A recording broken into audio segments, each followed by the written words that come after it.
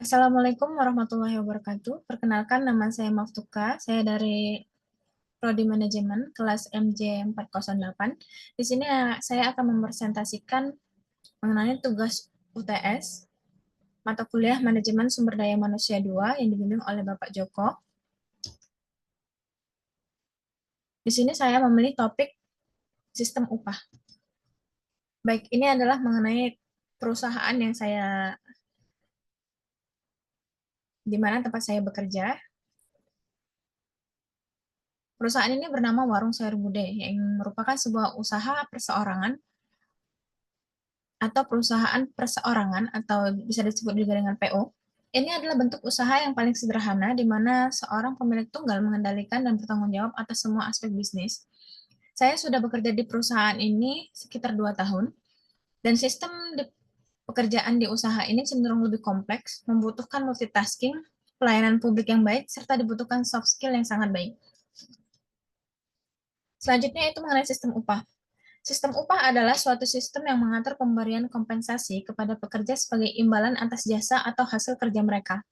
Sistem ini mencakup kebijakan dan strategi yang menentukan besaran upah, cara pembayaran, dan waktu pembayaran. Tujuannya adalah untuk memastikan pekerja mendapatkan imbalan yang layak atas tenaga, waktu, dan keahlian yang mereka kontribusikan. Sistem upah juga bertujuan untuk menjaga kesejahteraan pekerja dan mendukung produktivitas perusahaan. Pengalaman dan hasil observasi. Berdasarkan pengalaman dan hasil observasi saya mengenai aspek sistem upah di perusahaan ini, perusahaan atau usaha ini menganut sistem upah satuan waktu, yaitu di mana upah dihitung berdasarkan waktu kerja, seperti per jam, per hari, atau per bulan. Sistem upah yang saya dapatkan adalah per hari dengan bayaran sebesar 100.000 per hari. Sistem ini sudah dijalankan dengan sangat baik sesuai dengan kesepakatan di awal sebelum memulai pekerjaan.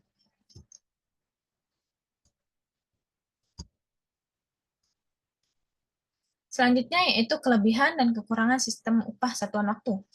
Sistem upah satuan waktu memiliki kelebihan dalam hal kemudahan perhitungan dan kepastian bagi karyawan, namun juga kekurangan seperti potensi rendahnya motivasi kerja jika tidak ada insentif tambahan. Yang pertama yaitu kelebihan. Yang kelebihan pertama adalah mudah dihitung. Sistem upah satuan waktu dihitung berdasarkan jam, hari, atau bulan, jadi sangat mudah untuk dihitung dan dikalkulasikan. Yang kedua adalah kepastian upah. Karyawan mengetahui nominal upah yang akan diterima, sehingga lebih mudah dalam perencanaan keuangan. Yang ketiga adalah sederhana. Sistem ini tidak rumit dan mudah dipahami oleh semua pihak. Selanjutnya itu kekurangan. Nah, kekurangan ini terbagi menjadi 4. Yang pertama adalah rendahnya motivasi.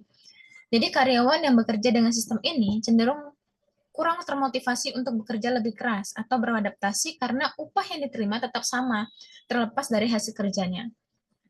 Yang kedua adalah potensi waktu terbuang. Karena tidak ada insentif untuk bekerja lebih cepat atau efisien, karyawan mungkin lebih santai dan kurang memperhatikan kualitas atau kuantitas produk.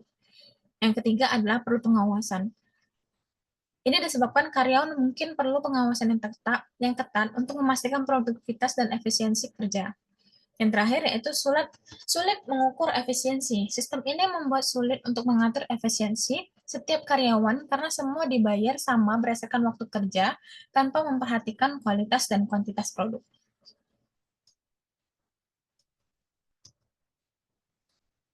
Selanjutnya adalah saran dan solusi untuk meningkatkan efektivitas pengelolaan sumber daya manusia. Yang pertama adalah manajemen kinerja yang efektif. Penilaian kinerja yang dilakukan secara berkala untuk mengidentifikasi area yang perlu ditingkatkan, memberikan umpan balik yang konstruktif dan teratur, serta membantu karyawan untuk mengembangkan karir mereka. Yang kedua adalah lingkungan kerja yang kondusif, menciptakan komunikasi yang terbuka dan transparan, memberikan fleksibilitas dalam bekerja untuk meningkatkan penjualan dalam cangkupan yang baik. Yang keempat adalah Yang ketiga adalah penghargaan dan motivasi. Memberikan penghargaan atau bonus kepada karyawan dalam bentuk semangat kerja, memberikan apresiasi atas kinerja yang baik, dan memberikan saran untuk mengembangkan diri lebih baik dan belajar dari usaha ini. Dan terakhir yaitu pemantauan dan evaluasi.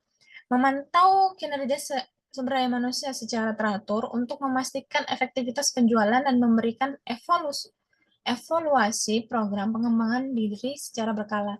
Dikarenakan usaha ini memerlukan banyak soft skill yang harus dilatih seiring berjalannya waktu, seperti tetap tersenyum pada pelanggan walaupun tidak dalam keadaan yang baik.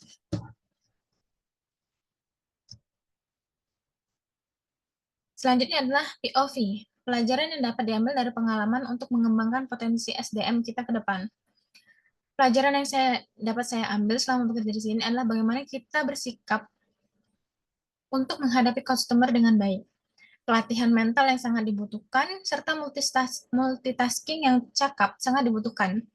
Pemahaman tentang produk yang diinginkan konsumen, serta rekomendasi-rekomendasi yang harus diberikan kepada customer, sangat penting dipelajari dan didalami lebih lanjut lagi. Mengatur emosi serta gestur, nada bicara saat bertemu dengan customer juga sangat perlu diperhatikan. Dengan begitu, kita dapat memaksimalkan potensi yang ada untuk tetap berkembang terus-menerus, seperti meningkatkan produktivitas produk dan kuantitas produk. Baiklah, itu saja presentasi dari saya. Lebih dan kurang saya mohon maaf. Saya akhiri. Wassalamualaikum warahmatullahi wabarakatuh.